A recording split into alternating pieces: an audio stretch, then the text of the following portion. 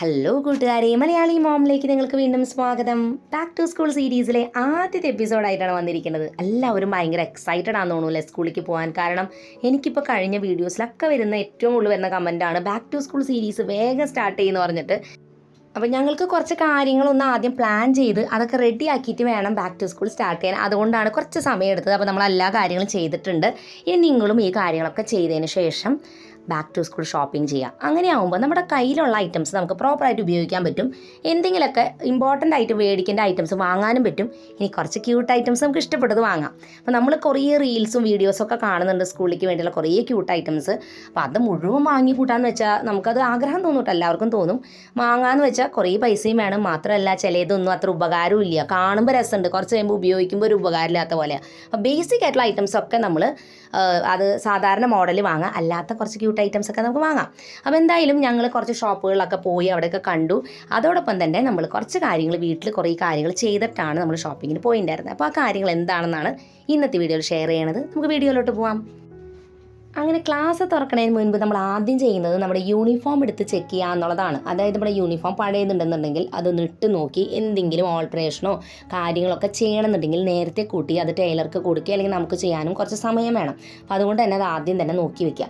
രണ്ടാമത്തെ കാര്യം, പുതിയത് തയ്പ്പിക്കണമെങ്കിലും നമുക്ക് നേരത്തെ തന്നെ ചെക്ക് ചെയ്താൽ അറിയാൻ പറ്റുള്ളൂ. അപ്പോൾ അതുകൊണ്ട് തുണി എടുത്ത് തയ്ക്കാൻ കൊടുക്കണമെങ്കിൽ ആ കാര്യങ്ങളൊക്കെ ചെയ്യാം. നമുക്ക് വേറെ പ്രത്യേകിച്ചൊന്നും ചെയ്യാനുണ്ടായിരുന്നില്ല. അപ്പോൾ അതുകൊണ്ട് ആ യൂണിഫോമുകളെല്ലാം കഴുകി നന്നായിട്ട് ഉണങ്ങിയ ശേഷം നല്ല അയൺ ചെയ്ത് സെറ്റാക്കി വെക്കുകയാണ്. നമുക്ക് സ്കൂളിലേക്ക് പോകേണ്ട എല്ലാവർക്കും അടിപൊളിയായിട്ട്. അപ്പോൾ അതുകൊണ്ട് അതെല്ലാം സെറ്റാക്കി വെക്കാം.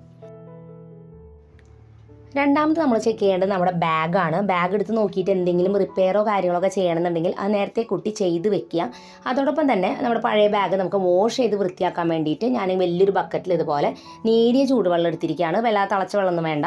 അതിലേക്ക് നമ്മൾ സോപ്പും പൊടിയും, നമുക്ക് നന്നായിട്ട് അഴുക്കൊക്കെ ഉണ്ടെന്നുണ്ടെങ്കിൽ ബേക്കിംഗ് സോഡ ഒരു ടേബിൾ സ്പൂണും കൂടി ഇട്ട് കൊടുക്കാം. അത് കഴിഞ്ഞ് ബാഗ് ഞാനതിൽ ഒരു അരമണിക്കൂർ അല്ലെങ്കിൽ ഒരു മണിക്കൂർ വരെ നമുക്ക് മുക്കി വെക്കാം. മുക്കി വെച്ച ശേഷം ഞാനിത് വാഷിംഗ് മെഷീനിൽ ഇട്ടിട്ടാണ് വാഷ് ചെയ്യാറുള്ളത്. നമുക്ക് കൈ കൊണ്ട് അലക്കിയെടുക്കണമെങ്കിൽ അങ്ങനെ ചെയ്യാം. ഇങ്ങനെ മുക്കി വെക്കുമ്പോൾ തന്നെ നന്നായിട്ട് അഴുക്കൊക്കെ പോവും. നന്നായിട്ട് നമ്മൾ കുത്തിപ്പിഴിഞ്ഞ് അലക്കിയെടുത്ത് നല്ലതായിട്ട് വെയിലത്തിട്ട് ഉണക്കിയെടുക്കുക. നന്നായിട്ട് ഉണക്കിയെടുക്കുക, അല്ലെങ്കിൽ ഭയങ്കര ഒരു സ്മെല്ല് വരും. അതുകൊണ്ട് ഉണക്കിയ ശേഷം നമ്മുടെ ബാഗ് നല്ല പുതിയതുപോലെ ആയിട്ടുണ്ട്. അപ്പോൾ നമ്മളിനി ബാഗ് വാങ്ങുകയാണെന്നുണ്ടെങ്കിൽ അതിനും നമ്മൾ നേരത്തെ കൂട്ടി ഇതെല്ലാം ചെക്ക് ചെയ്താലാണ് മനസ്സിലാക്കാൻ പറ്റുള്ളൂ. ഇനി മൂന്നാമത്തെ സെക്ഷനാണ് ഇതിൽ ഏറ്റവും സമയമെടുക്കുന്ന ഒരു പണി. അതായത് സ്റ്റേഷനറി ഐറ്റംസ് ഒതുക്കുക എന്നുള്ളത്. അപ്പോൾ നമ്മൾ ചിലപ്പോൾ സ്റ്റേഷനറി ഐറ്റംസ് നമ്മുടെ സ്റ്റഡി ടേബിളും വെച്ചിട്ടുണ്ടാവും. പിന്നെ വീടിൻ്റെ പല ഭാഗങ്ങളിലായിട്ടും സ്റ്റേഷനറി ഐറ്റംസ് നമ്മളിങ്ങനെ സൂക്ഷിച്ചിട്ടുണ്ടാവും. പറ്റാവുന്നതെല്ലാം കൂടി ഒരു സ്ഥലത്തേക്ക് കൊണ്ടുവരികയാണെങ്കിൽ ഏറ്റവും നല്ലത്. അത് കഴിഞ്ഞാൽ അത് ഒരു സ്ഥലത്ത് തന്നെ വെക്കുകയാണെങ്കിൽ നമുക്ക് ഒതുക്കാൻ എളുപ്പമായിരിക്കും. അപ്പോൾ നമ്മൾ ഈ ഒരു ഷെൽഫിൻ്റെ ഉള്ളിലാണ് മുഴുവൻ സ്റ്റേഷനറി ഐറ്റംസ്, ക്രാഫ്റ്റ് ഐറ്റംസ്, അങ്ങനത്തെ ക്രാഫ്റ്റ് ഉണ്ടാക്കണത്, അതുപോലെ തന്നെ ഗ്ലൂ, അങ്ങനത്തെ ഐറ്റംസ് ഒക്കെ ഉണ്ടല്ലോ, അതെല്ലാം ഈ ഒരു ഷെൽഫിലാണ് വെച്ചിരിക്കുന്നത്.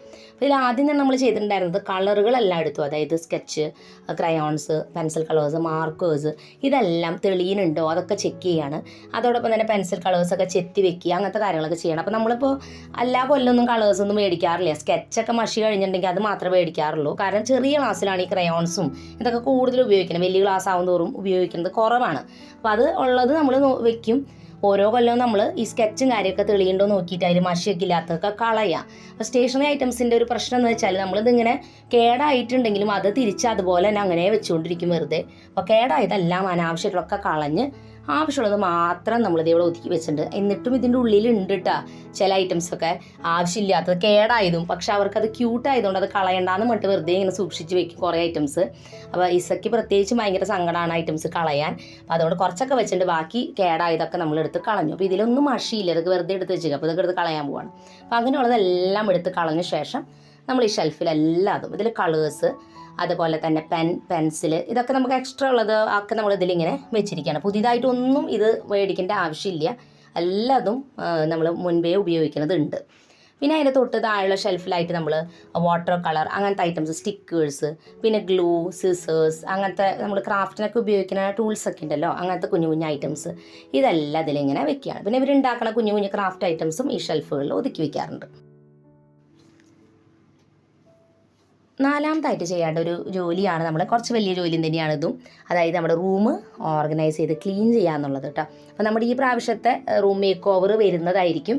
അപ്പോൾ നമ്മൾ റൂം ക്ലീൻ ചെയ്യുമ്പോൾ എപ്പോഴും ഇങ്ങനെ വെക്കേഷൻ സമയം ആയതുകൊണ്ട് തന്നെ കുറച്ച് സമയം എടുത്തിട്ട് ഓരോ ഷെൽഫുകളും ഒതുക്കുക. അതായത് ഇപ്പോൾ ഡ്രസ്സ് വെച്ചിരിക്കുന്നത് അത് പ്രോപ്പറായിട്ട് ഒതുക്കി വെക്കുക. ഡ്രസ്സിങ് ഏരിയയിൽ ഇരിക്കുന്ന ഐറ്റംസ്, ജ്വല്ലറി ഐറ്റംസ്, നമ്മുടെ സ്റ്റഡി ടേബിളിലുള്ള ഐറ്റംസ്, ഇതൊക്കെ നമ്മൾ പ്രോപ്പറായിട്ട് ആവശ്യമില്ലാത്തൊക്കെ മാറ്റി സമയമെടുത്ത് ഒതുക്കാനായിട്ട് നോക്കുക. വെറുതെ ഒതുക്കി വെക്കാതെ ഇതുപോലെ അനാവശ്യമായിട്ടുള്ള മാറ്റിയിട്ടുള്ള രീതിയിൽ ഒതുക്കുക. കുറേ ഐറ്റംസ് ആകുമ്പോഴും നമുക്ക് ഒതുക്കാൻ ബുദ്ധിമുട്ടായിരിക്കും. അതുപോലെ തന്നെ അനാവശ്യമായിട്ടുള്ളത് മേടിക്കാണ്ടിരിക്കാനും നോക്കുക.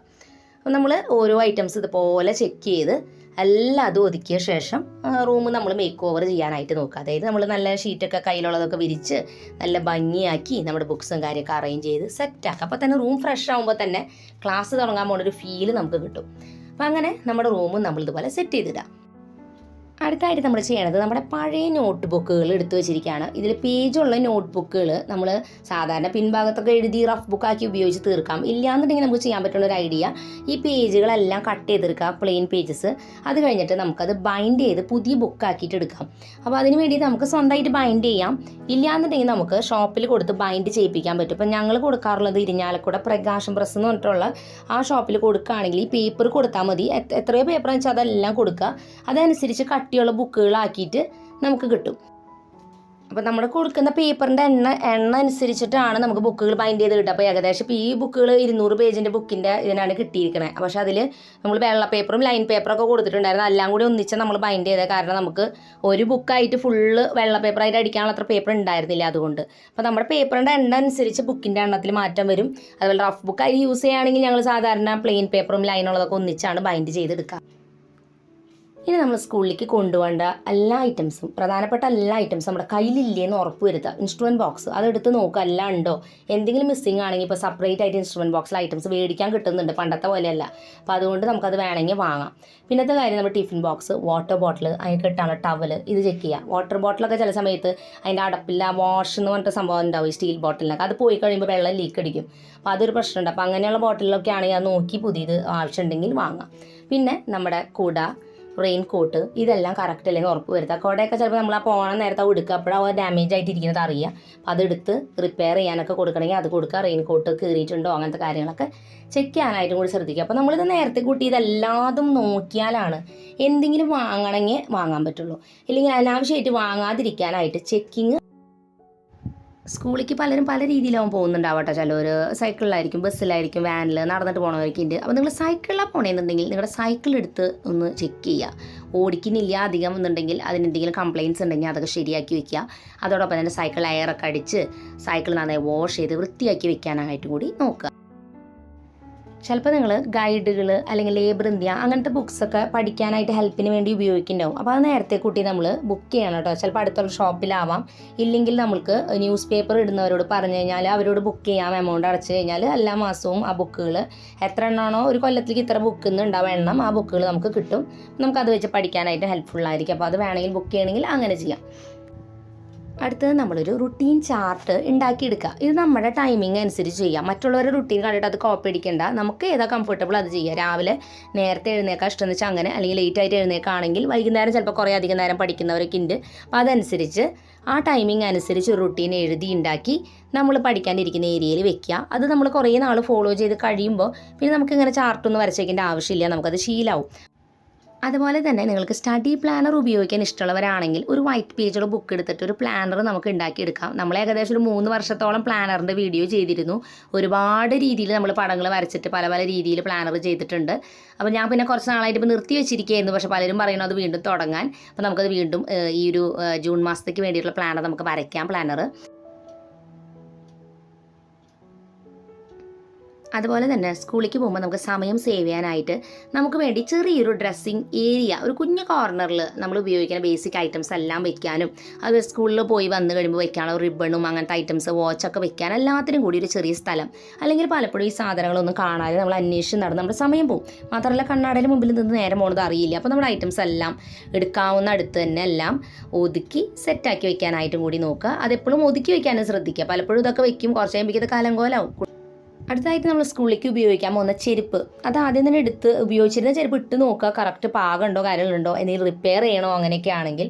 ഇല്ലയെന്നുണ്ടെങ്കിൽ പുതിയത് മേടിക്കണമെങ്കിൽ മേടിക്കുക. അല്ല കുഴപ്പമൊന്നും ഇല്ലയെന്നുണ്ടെങ്കിൽ നമ്മുടെ പഴയ ചെരുപ്പ് നന്നായി വാഷാക്കി വൃത്തിയാക്കി അത് ഉണക്കി സെറ്റാക്കി എടുക്കുക. അങ്ങനെ ഇതെല്ലാം അതും നോക്കി കഴിഞ്ഞിട്ട് നമുക്ക് അത്യാവശ്യം ഉണ്ടെങ്കിൽ മാത്രം ആവശ്യമുള്ള സാധനങ്ങളെല്ലാം ലിസ്റ്റ് എഴുതിയിട്ട് വാങ്ങാനായിട്ട് ശ്രദ്ധിക്കുക. അപ്പോൾ അതിൽ ഏറ്റവും പ്രധാനപ്പെട്ട അതിൽ മേടിക്കേണ്ടത് ആദ്യം എഴുതാം. പിന്നെ നമുക്ക് ക്യൂട്ടായിട്ടുള്ള ഐറ്റംസ് ഒക്കെ ഇഷ്ടമാണെങ്കിൽ കുറച്ചൊക്കെ വാങ്ങാം കേട്ടോ. അപ്പോൾ അതും കൂടി എഴുതി ഒരു ലിസ്റ്റ് തയ്യാറാക്കാം. അപ്പോൾ നമുക്ക് ഈ പ്രാവശ്യം കുറച്ച് ഐറ്റംസേ വാങ്ങാനുള്ളൂ. കാരണം വലിയ ക്ലാസ്സിലേക്ക് ആവുന്നോറും വാങ്ങാനുള്ള ഐറ്റംസിൻ്റെ ഒക്കെ എണ്ണം കുറവാണ്. കുഞ്ഞു ക്ലാസ്സിലാവുമ്പോഴാണ് രസം, കുറേ ക്യൂട്ട് സാധനങ്ങളൊക്കെ ആയിട്ട് ആദ്യമായിട്ട് പോകുമ്പോൾ രസമല്ലേ. അപ്പോൾ അതുകൊണ്ട് നമുക്ക് ആവശ്യമുള്ള വാങ്ങാനുള്ള ലിസ്റ്റും കൂടി അങ്ങനെ നിങ്ങളെല്ലാവരും ഈ കാര്യങ്ങൾ ചെയ്ത് കംപ്ലീറ്റ് ആക്കുക. ഞങ്ങളും ഈ കാര്യങ്ങളെല്ലാം ചെയ്ത് കംപ്ലീറ്റ് ആക്കിയ ശേഷം സ്കൂളിൻ്റെ ഷോപ്പിങ്ങിന് വേണ്ടിയിട്ട് പോകുമ്പോൾ നമുക്ക് അവിടെയുള്ള എല്ലാ ഐറ്റംസൊക്കെ കുറേയൊക്കെ കാണാം. അതോടൊപ്പം കുറച്ച് ഐറ്റംസൊക്കെ വാങ്ങണം. അപ്പോൾ അതൊക്കെ വാങ്ങലും കാര്യങ്ങളൊക്കെ ചെയ്യാം. അപ്പോൾ പുതിയൊരു നല്ല വീഡിയോ ആയിട്ട് വീണ്ടും നമ്മൾ വരുന്നതായിരിക്കും. അതുവരെയ്ക്കും എല്ലാ കൂട്ടുകാർക്കും bye bye and take care.